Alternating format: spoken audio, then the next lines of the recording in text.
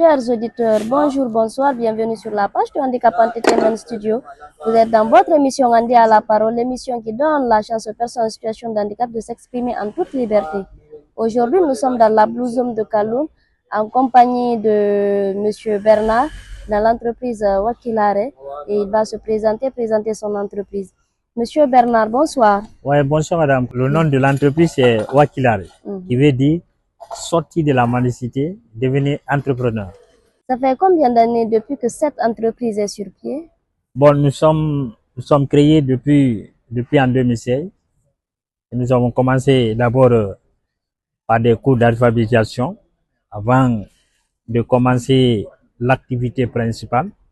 Parce que, comme vous le savez, la salle n'est pas donnée à des personnes porteuses de handicap d'être au banc.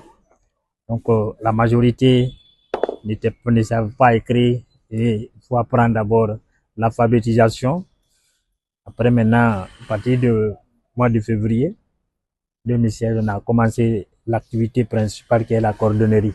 Chers auditeurs, vous êtes sur la page de Handicap Entertainment Studio. Veuillez liker et partager tout ce que nous faisons.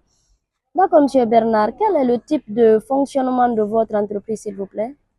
Bon, le type de fonctionnement de notre entreprise, donc nous sommes avec, ça fonctionne avec le fonds propre.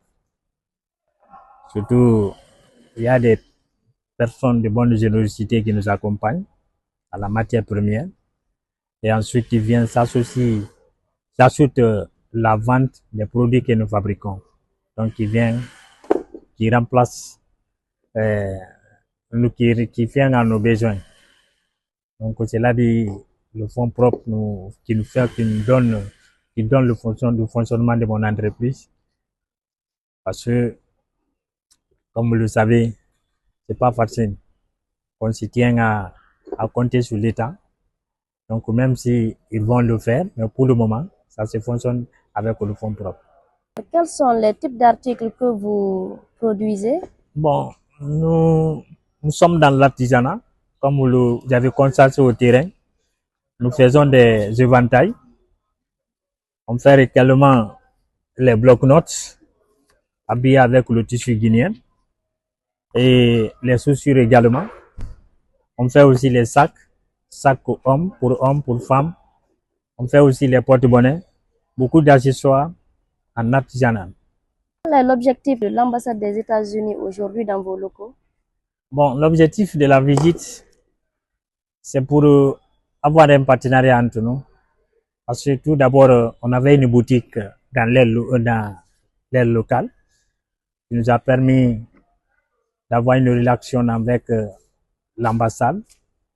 Et après ça, on a fait un projet de nous accompagner parce que nous voulons recruter encore d'autres personnes handicapées pour les former.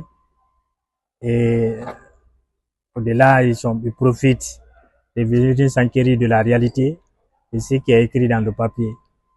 Donc, sur le papier plutôt. Et en même temps, visiter, voir ce que nous produisons réellement. Donc, c'est avoir des partenariats en un mot. Après cette visite, quelles sont réellement vos attentes? Bon, nos attentes au niveau de l'ambassade qui nous accompagne, on a des bons de partenariat qui puissent nous aider à aussi recruter d'autres personnes handicapées. Parce que nous sommes sur un volet de formation, avoir un autre atelier où on peut encore former d'autres personnes et qui pourront aussi former ses amis. Comme on dit, nous voulons laisser la mendicité. Quand tu enlèves quelqu'un sur quelque chose, donc il faut le montrer là où il peut trouver. Et c'est la mission de Wakilare. Donc, nous attendons que l'ambassade nous aide. Dites-moi, cette entreprise, depuis qu'elle est sur pied, avez-vous constaté un changement positif au niveau de la mendicité? Avez-vous réellement constaté un changement? Oui, effectivement.